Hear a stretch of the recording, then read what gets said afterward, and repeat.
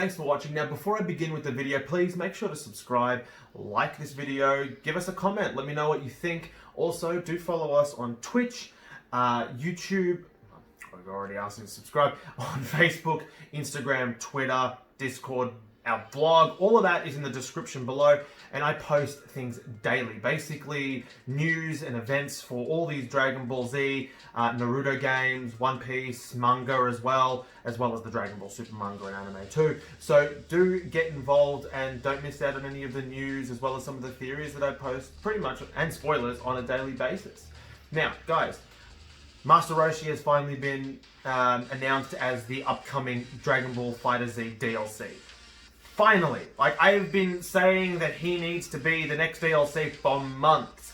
And by the way, I posted in a couple of fandom sites, so in the Dragon Ball FighterZ thread on Reddit as well as Facebook, and everyone loved the idea. And guess what? Everyone thus far is loving the idea of Master Roshi coming. And I'm going to tell you why this is a great character to have in the FighterZ series. First of all, with FighterZ, flight isn't as important as what it is in the other Dragon Ball Z games, where flight is a huge thing. And that's probably why Master Roshi's been left out of a lot of those games in the past. Like, he hasn't really been available since Budokai Tenkaichi 3, which was 13 years ago, and we've had a lot of Dragon Ball Z games since that point. And he hasn't really appeared since then, and even in that game, he had a jetpack. Now, that's not to say that he can't fly, it's just that he doesn't fly in the series because he has a massive distaste for the technique. So that's why he's been left out. But in a game like FighterZ, which is very Street Fighter-like, flight isn't as important as a double jump would be just as efficient, or maybe not just as efficient, but pretty close to it. Also, Master Roshi has had huge power-ups since the Tenkaichi 3 era. Dragon Ball Super has forced Roshi right back into relevance. The Mafuba, for example, which is the evil containment wave, that technique was critical in the Goku Black Zamasu arc, and then once again in the Tournament of Power. And it's a technique which only he and a few characters, such as Kami, can do it, which means, yes, Piccolo can do it, as well as Goku can do it. And that's pretty much it. It is a very OP technique. And by the way, based on the clips that we got, the little trailer snippet that we got for Roshi coming to FighterZ as part of the DLC, he's going to be using that technique, and it's probably going to be his ultimate. Which is strange, because I would assume that Kamehameha Wave would be his ultimate, but then I guess there are enough characters that have the Kamehameha Wave in the game, I suppose. Plus, we also have to take into consideration that Master Roshi is an absolute boss. His max power transformation is just badass. It's just cool. But I don't know if it's going to be in the game. It wasn't shown in the trailer. The very brief trailer, but it wasn't shown in the trailer. So maybe that's an indication that we've just got base Roshi and not his maxed out version, which would be a little bit disappointing, to be perfectly honest with you. I'd rather his maxed out version. But at the same time, I suppose we can't help it. I'm just glad Roshi's here. The other thing is, Master Roshi, and I'm not sure if you guys are aware, and I'm not sure, especially if you haven't read the Dragon Ball Super manga and you've only watched the anime, Master Roshi in the Dragon Ball Super manga can actually access an early form of Ultra Instinct.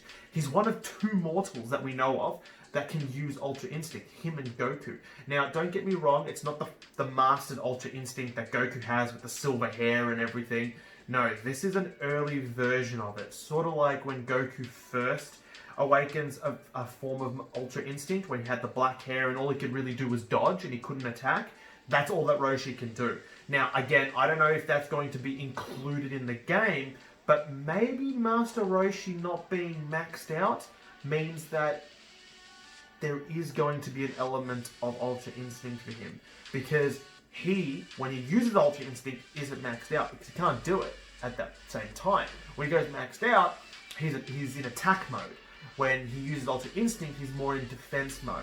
So, and he's skinnier as a result. So it's possible that we're going to be seeing an Ultra Instinct Master Roshi. As you can see, he's become very powerful since the early stages of the Dragon Ball Z series. He was still vaguely relevant in early stage Dragon Ball Z, like he was in the World's Strongest movie. He was in the Broly movie, though all he did was get drunk and power up at one stage and challenge Broly to a fight, and it never happened, but you know, it would have been cool to see happen. But since Super, you know, he's fought against Frieza's army. He's been relevant in Goku Black and Zamasu, where he's taught Goku his one of his ultimate techniques. And then in the Tournament of Power, he actually did a better job than both Krillin and Tien in the Tournament of Power. He was way more useful, and in the manga, even more useful. He took out about 5 or 6 enemies in the manga, and awakened Ultra Instinct. Like, in the manga, he was incredible. So if they're going to release that version of Roshi in the upcoming Fighter Z DLC, wow. Just wow. I think the Fighter Z DLCs thus far have been pretty good. I mean, the first couple were a little bit boring, to be honest. But since then, the last season passed, like Kefla, Goku Ultra Instinct, and now Master Roshi, Fighter Z is doing a really good job with their DLCs, while Dragon Ball Z Kakarot, not so much. Anyway, thanks so much, guys, for watching. Let me know in the comments, are you happy with Master Roshi arriving? I'd love to know. Give this video a like. It helps with the algorithm. Also, subscribe so you don't miss out on more content like this. As I said, I post things daily on either Twitch, YouTube, or my blog, which you can find in the descriptions below. And thanks for watching.